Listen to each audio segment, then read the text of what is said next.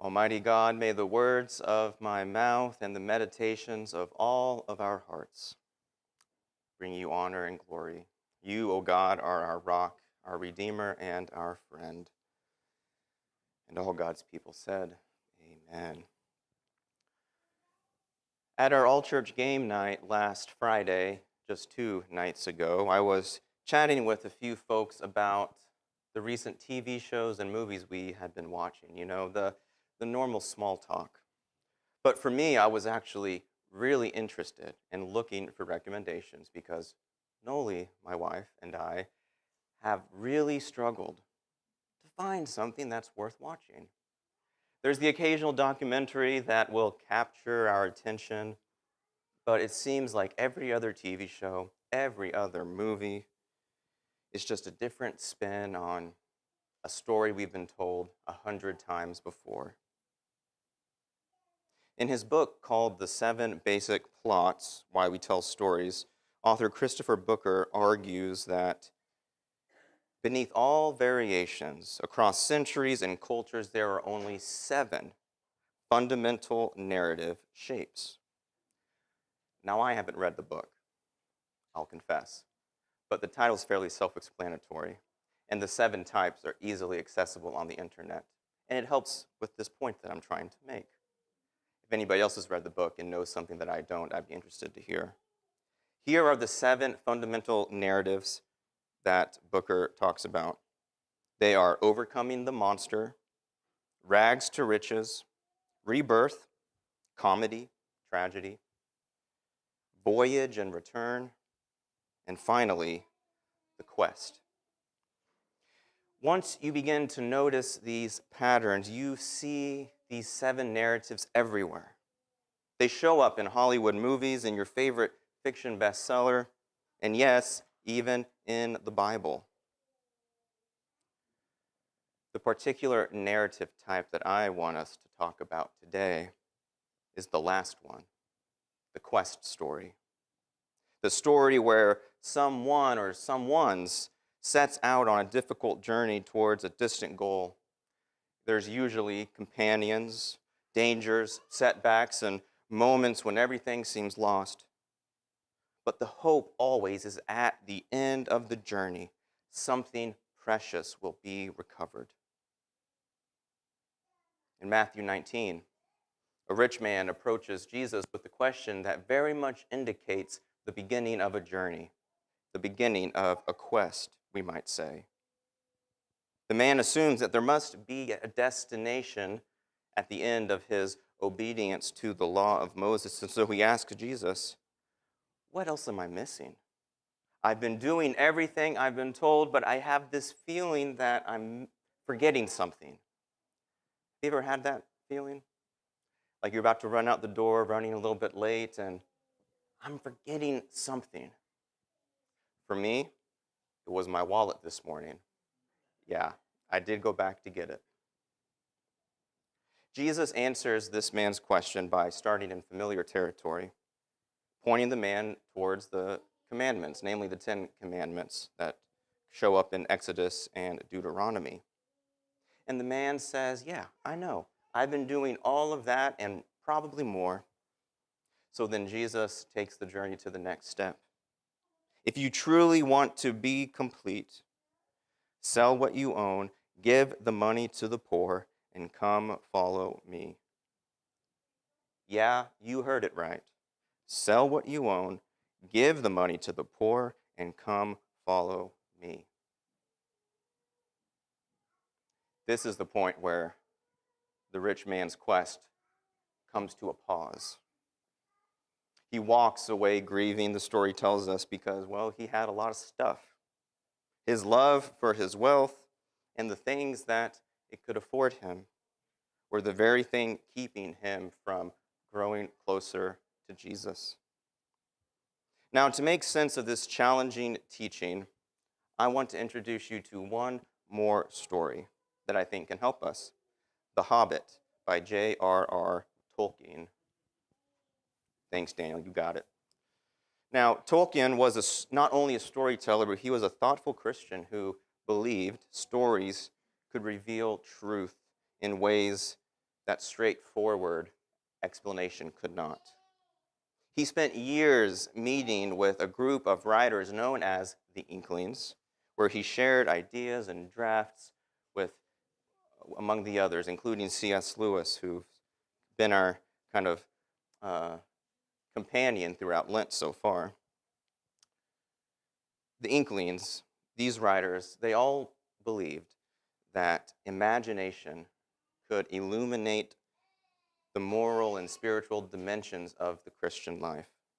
And so they filled their stories with dragons and wardrobes and rings because it was fun and entertaining, but more so because fantasy reveals truth about our world with startling clarity.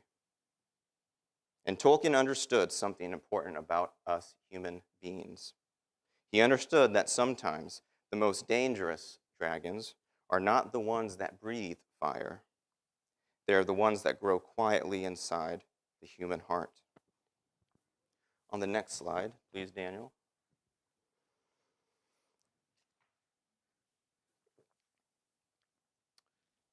At the center of The Hobbit, I want to just briefly recap the narrative in case you haven't read the book or seen the movies.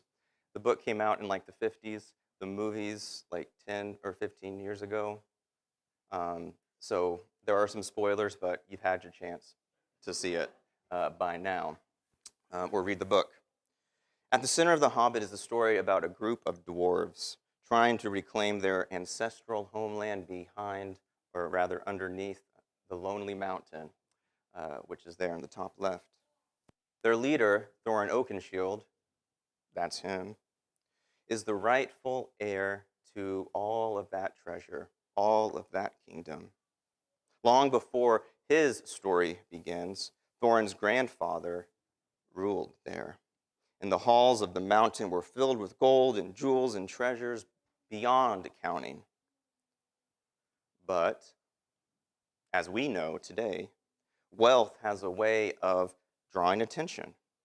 And eventually that mountain of treasure attracted the most dangerous kind of attention in Tolkien's Middle-earth, a dragon. The dragon Smaug descended upon the mountain, destroyed the kingdom, and drove the dwarves into exile, and settled down upon the treasure like a fortress of scales and fire. For generations afterwards, the loss of that kingdom continued to shape Thorin's life. This mountain, it represented more than just wealth and treasure. It was his identity, it was his dignity, it was his history. And so, one day he decides to go and reclaim it. And at first glance, it looks like the classic quest story. The king goes, returns, the dragon falls, the homeland will be restored, but we've heard that story before. So Tolkien complicates it for us. For anyone familiar with fantasy stories, of any kind really, you know that dragons don't just love to guard their treasure. You know that sometimes treasure can create dragons. You see, Smaug, the dragon, is not just a monster blocking the way for Thorin and his company. He represents something much bigger. Smaug is the manifestation of what happens when wealth becomes an obsession. Smaug hoards all of this treasure not because he needs it or can use it. He just lies on it, counts it, and protects it fiercely. But the gold itself can serve no purpose. And Tolkien suggests that this same obsession can take hold of us humans. And in the story, it's called dragon sickness.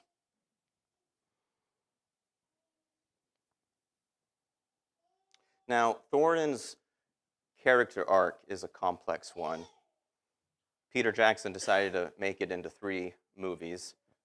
Don't think he needed to, but it takes up 3 movies if you want to go watch them. But it's long and it's complicated. At first, Thorin is strong, he is noble, he's brave and determined, deeply committed to his kinfolk.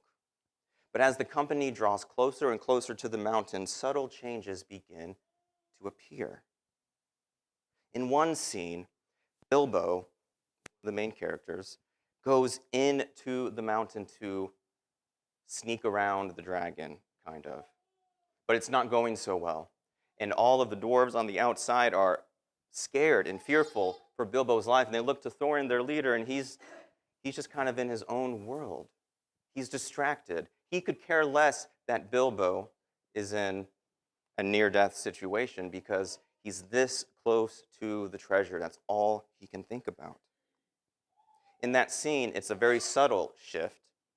It's easy to miss, but it's the first sign that Thorin's love of money is beginning to supersede the love for his friends.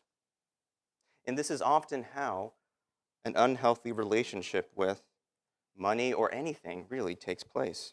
It rarely arrives all at once, but more often grows quietly, almost imperceptibly, until one day we realize that our attention has been captured by something that once seemed harmless.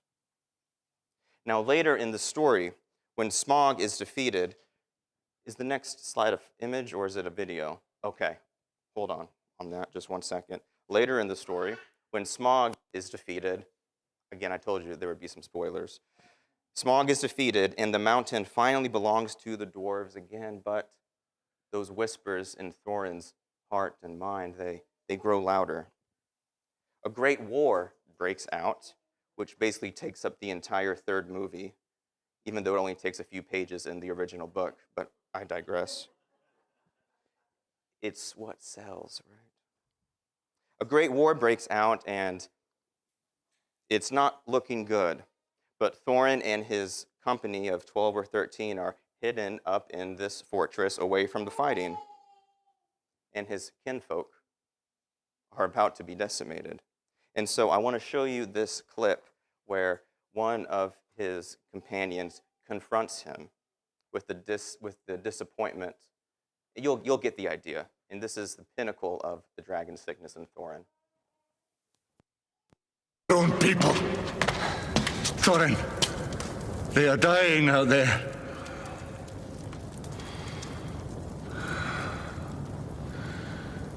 There are holes beneath holes within this mountain. Places we can fortify. Shore up, make safe. Yes. Yes. That is it. We must move the gold further underground to safety. Did you not hear me? Dane is surrounded. They'll be slaughtered, Thorin. Many die in war. Life is cheap. But a treasure such as this cannot be counted in lives lost. It is worth all the blood we can spend. You sit here in these vast halls with a crown upon your head. And yet you are lesser now than you have ever been. Do not speak to me as if I was some lowly dwarf lord. As if I were still Thorin. How could she? I am your king! You were always my king. You used to know that once. You cannot see what you have become. Go.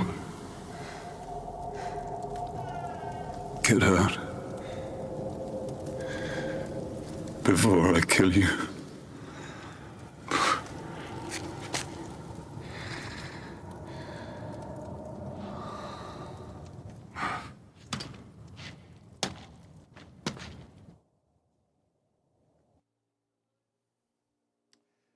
Clearly, Thorin has lost the plot. I don't know if you could hear because he kind of whispers and mumbles a little bit. I'm not sure how it sounds out there, but he says, the value of this treasure, this wealth, it can't be counted in the number of lives. It is worth any and all blood that must be spilled in order to protect it. Now, I hear a similar thing every time I pick up the news, listen to the news, and we talk about foreign wars here, there, and the other, whether it's our country or another. That objective, that threat, the neutralization of those enemies, the value of our sense of protection cannot be counted in number of lives lost. And that, my friends, is a sin just as much as Thorin's sin of greed.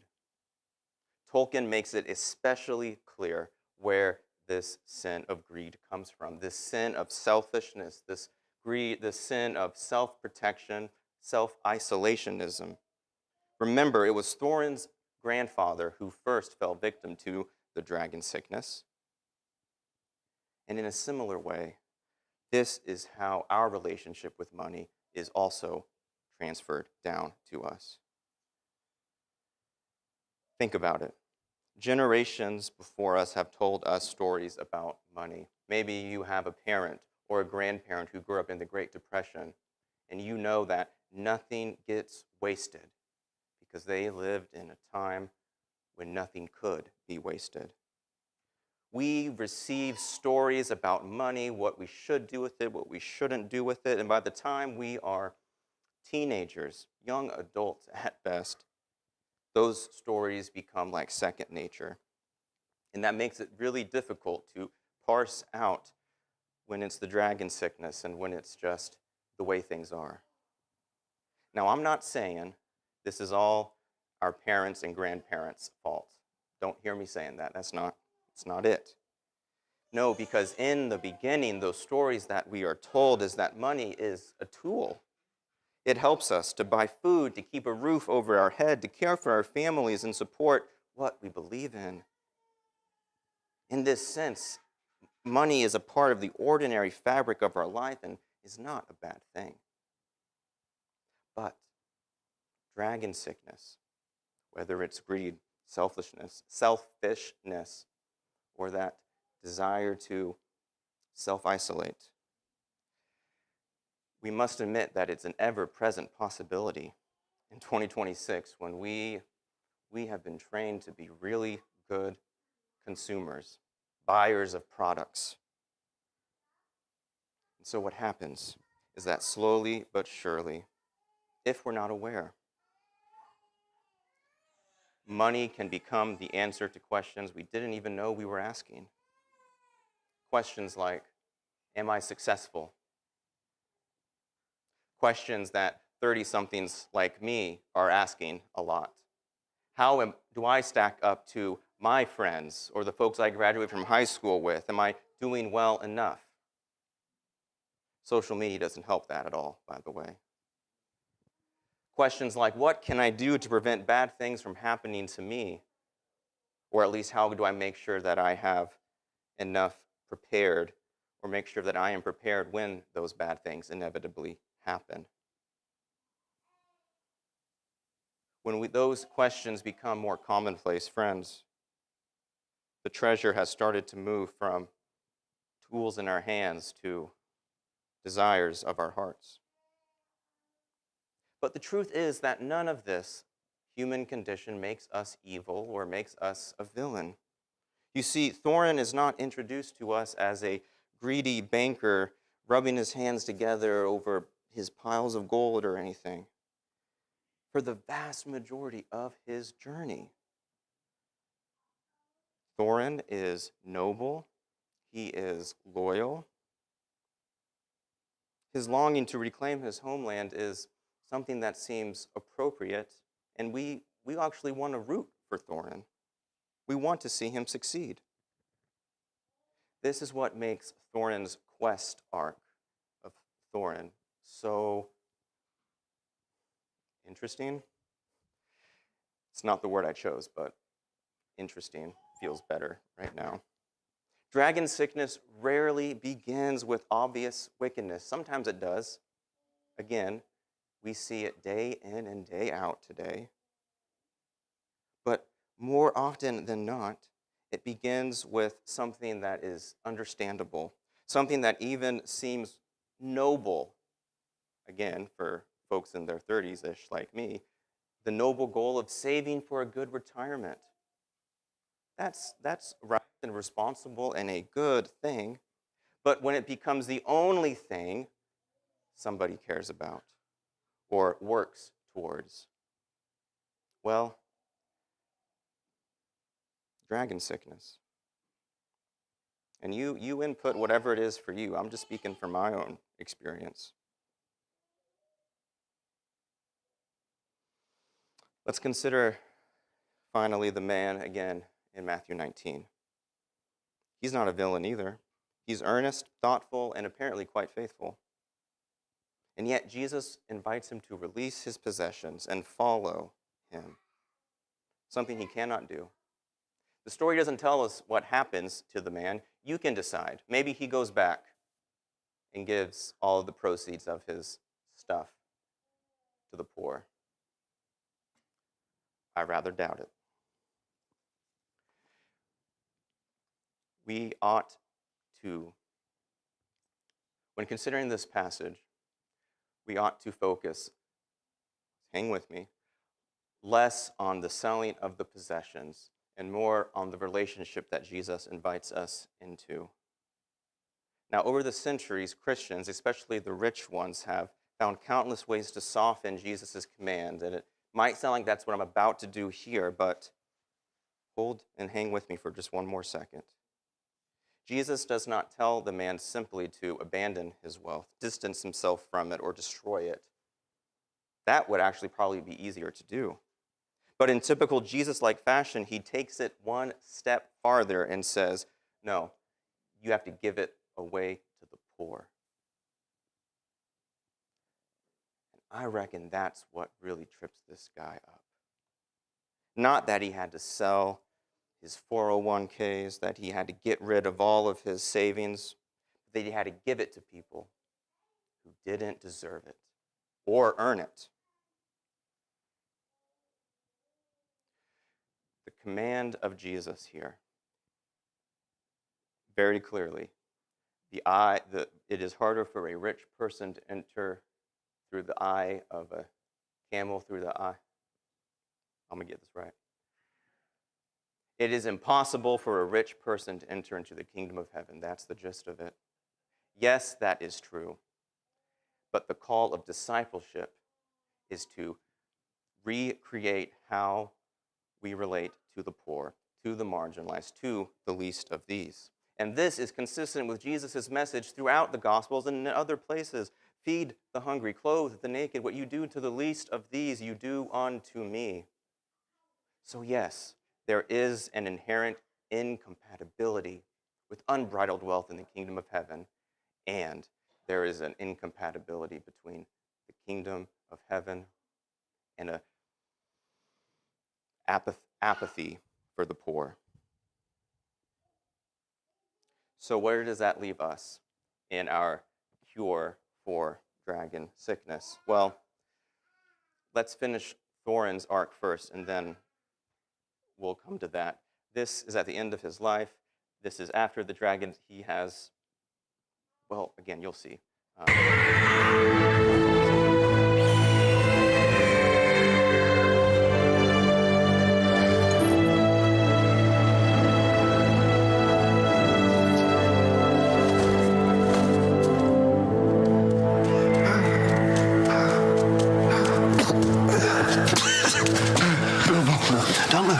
Don't move. Lie still.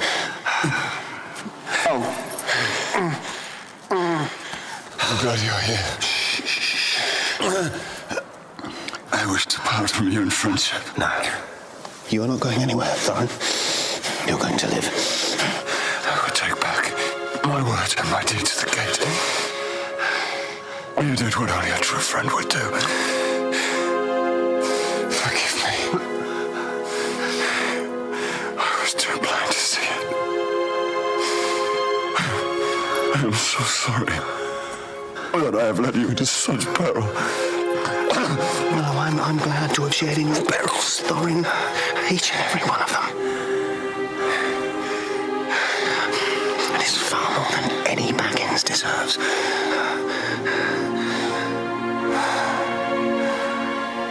Farewell, Master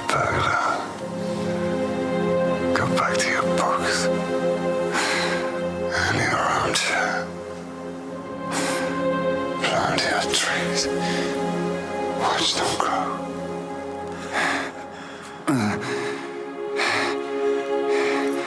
If more people valued all above gold, this world would be a merry place.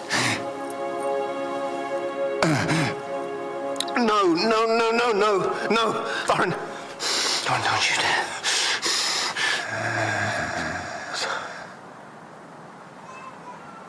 I think it goes on, but we can end it there. Now, in case you didn't hear Thorin's final words, I almost didn't put the clip up because it's mumbly and all that. I'll tell you what Thorin says, and this is how it comes in the original book. He says, "Child of the kindly West, I have come to know if more of us valued your ways, food, cheer, and song above hoarded gold, it would be a merrier world."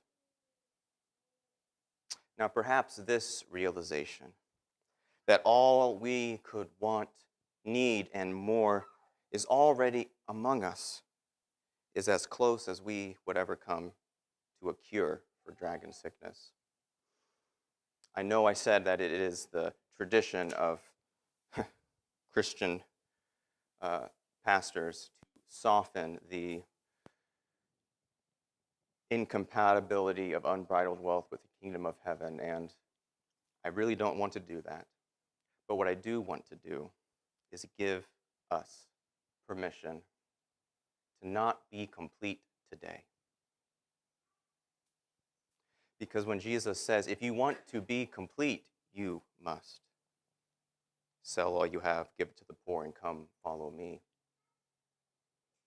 Those of us here, we may be followers of Jesus, but we certainly are not complete.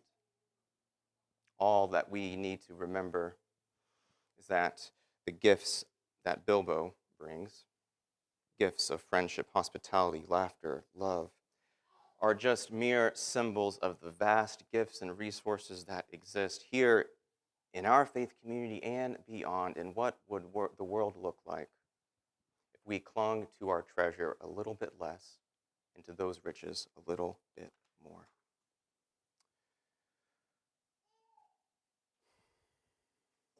So as Andrew comes forward to lead us into our response hymn, it's a new song. Andrew will teach it to us. But it has to do with celebrating the goodness of being in fellowship with one another and what happens when that occurs. And so my kind of invitation to us is to see this response hymn almost as if we are singing ourselves into the cure for dragon sickness. So with that, I invite you to stand.